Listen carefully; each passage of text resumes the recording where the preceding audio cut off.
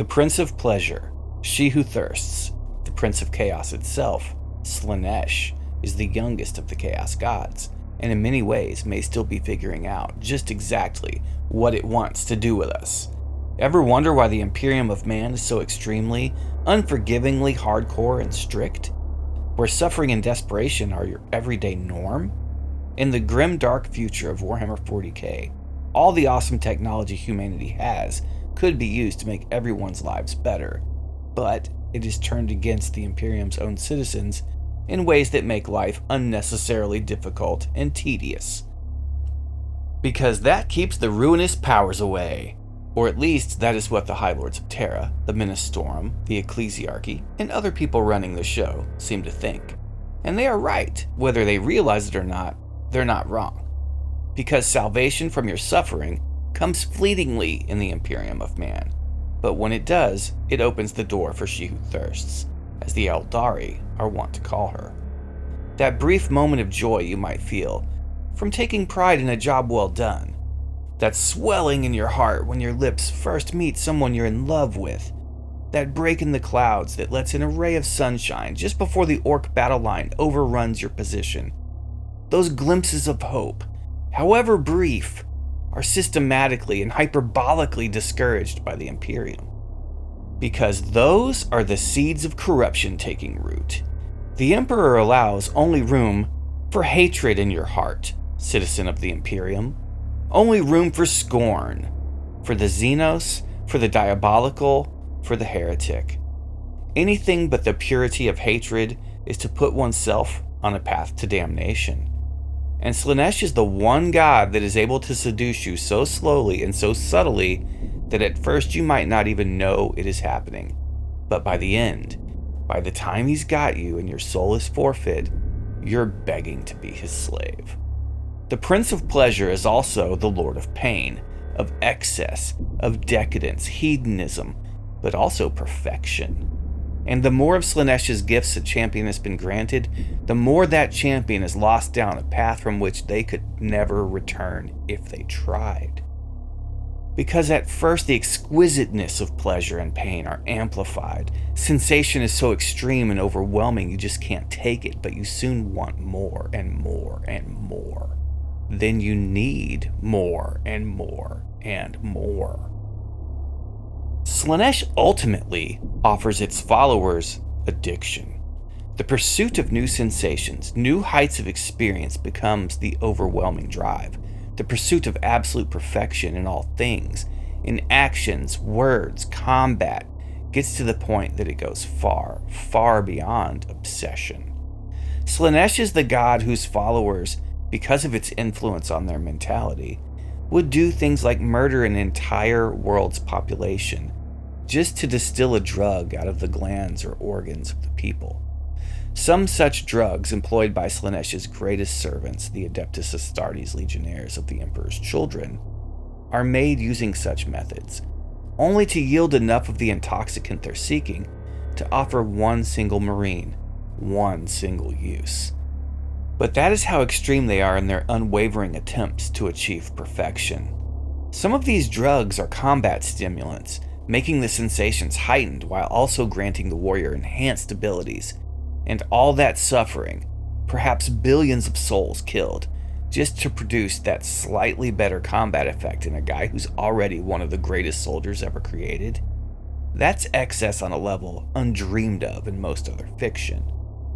Slaanesh, because of its nature, often corrupts the aristocracy of a star system first, before the taint trickles down to consume the population as a whole. Usually the nobles and rulers of worlds are much more susceptible to Slaanesh and what he has to offer, and then it spreads from there. Temptation is often the hardest for those who already have something. They want more. They're already used to finery and have always wanted more of it.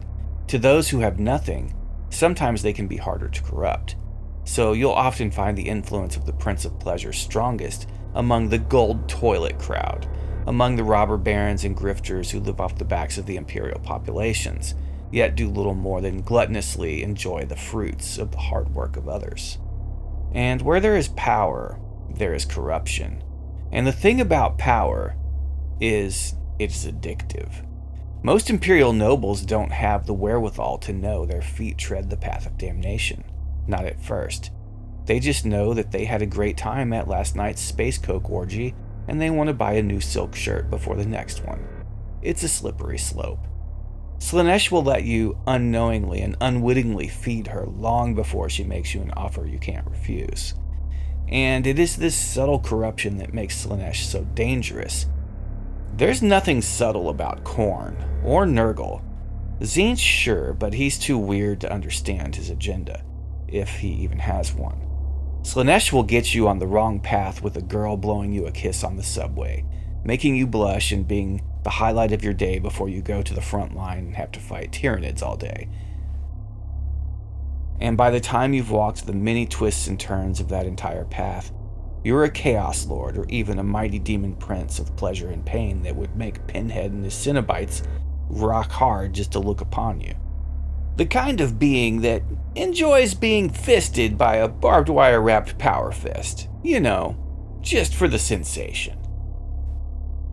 But the flip side of all the space coke parties, alien strippers, and luxurious garments is that just like any other addiction, it has to be fed. Constantly. And life starts looking really gray and dull for the followers of She Who Thirsts when they aren't constantly expanding their sensational horizons. The Lucius the Eternal episode of Hammer and Bolter on Warhammer Plus illustrates this exceptionally well, as the Exorcist chapter of Space Marines has a member of the Emperor's children held hostage and are interrogating him. He won't talk, won't break, just totally clams up. I mean, he's mutated and has received many of Slaanesh's gifts, but he's still a Space Marine and can take being interrogated. But what breaks him eventually is that the exorcists are keeping him in a sensory deprivation chamber, which looks something like a sarcophagus.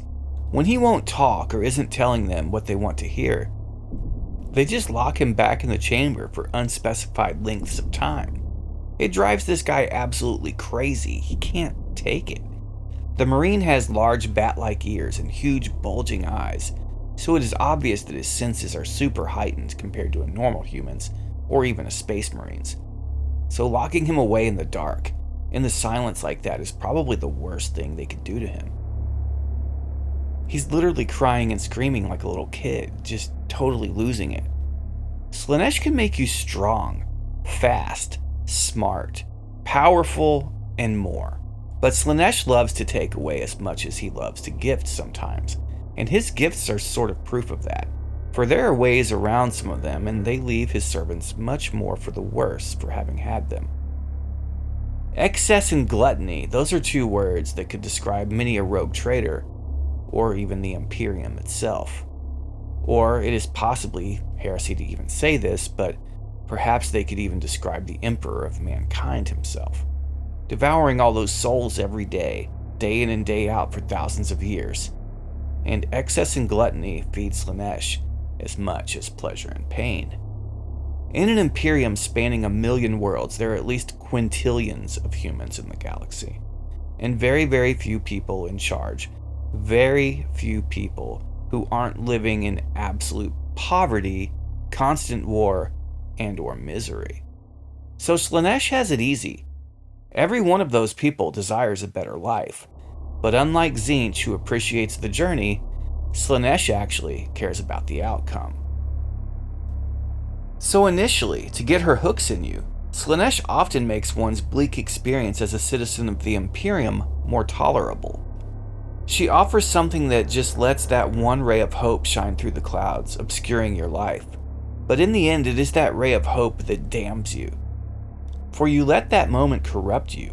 You let that hope become something you turn to for peace, for joy, for happiness, for peace of mind, to take you out of your bleak, insufferable existence for just a moment. And all you really needed was what the Emperor gave you: hate. Slaanesh cannot be cast aside nor bargained with. Slaanesh is the spiritual embodiment of crack addiction.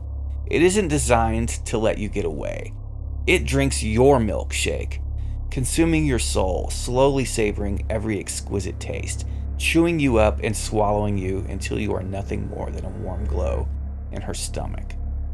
Overindulgence is a massive problem on many worlds, and among those few with resources to have things, planetary governors and rogue traders again come straight to mind.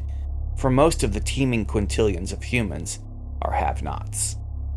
So the haves want more, and the have-nots just want to have something at all. So the entire imperial system is constantly teetering on the edge. A seesaw that must remain perfectly balanced, because if it falls to one side or the other, then it would start a domino effect that couldn't be stopped. A runaway train of excess just plowing right through the Imperium and devouring it just like it did to the Eldari. So yes, all fun, all joy, all pleasure, gluttony, excess, even pain, must be purged with the righteous fire of the Emperor's greatest gift to humanity, the hatred in our hearts, so that we may yet endure among the stars. For the Imperium of Man is one luxurious yacht trip to a pleasure planet away from falling into the inescapable clutches of the Prince of Chaos. Slaanesh represents a danger to humanity that could destroy us all, irrevocably, and yet it is intrinsically intertwined with us, as much a part of us as our very limbs or our beating hearts, our own ambition, our own free will, our own nature, our own desires. Everything we strive towards to make our lives better is only feeding into that which is intent upon consuming us. Sure, Slaanesh might just be that wild night in Vegas with all the Playboy playmates and more baby oil than Diddy could put on his American Express black card. But there's conjoined twins in a gimp suit with a chainsaw in the corner looking right at you screaming, "I'm next!" and putting that chainsaw somewhere you don't want it to be before you realize what's happening. There's no escaping our own depravity. There's no avoiding the pitfalls of our own ambitions. There's no way to separate those things from ourselves, good or bad, as desire and excess are both just parts of human nature. The Eldari may have created Slaanesh, but they made her just for us. We're her target audience. Maybe not the brightest, tastiest souls to consume when compared to the Eldari, but we're a never-ending supply of what she needs. Of all the Chaos Gods, we'll never be able to escape the clutches of Slaanesh, unless we all turn ourselves into servitors and we become unable to act on our base desires and emotions. I'm afraid we're stuck with her. And that might sound awful on the one hand, but then again, look at the Lair. They might be our only example of a race that fully committed to the Prince of Pleasure, and they seem to be doing okay for themselves. Though the sacrifice of their entire race ritualistically was a bit fanatical, it can be asked then, well, who isn't a fanatic in the grim darkness of the far future? Where the Emperor offers only suffering and hatred, the purest things a person can experience, Slaanesh offers the full gamut. In the end, they'll both eat your soul given the opportunity. So can we really say that She Who Thirsts is any worse, ultimately, than Neoth? I mean, if I'm damned to end up space chow for a cosmic god either way, I think I'm going to enjoy myself as much as possible before meeting my horrific end.